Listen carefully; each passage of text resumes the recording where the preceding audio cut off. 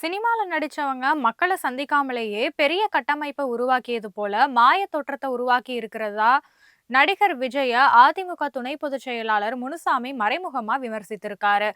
கிருஷ்ணகிரி மாவட்டம் பர்கூர் தொகுதியில நடைபெற்ற அதிமுக பூத் கமிட்டி ஆலோசனை கூட்டத்துல கலந்து கொண்டு பேசிய அவரு, எம்ஜிஆர் மறைவுக்கு பிறகு அதிமுக பொதுச் செயலாளரான ஜெயலலிதாவுக்கு வீரப்பன் போன்றவர்களால தான் ஏராளமான சோதனைகள் வந்த போதிலையும் எல்லாவற்றையும் கடந்து 1,50,00,000 தொண்டர்கள் உள்ள கட்சியாக அதிமுகவை அவர் வளர்த்ததாகவும், அதுபோல எடப்பாடி பழனிசாமிக்கும் ஏராளமான சோதனைகள் வருதுன்னு கூறினாரு.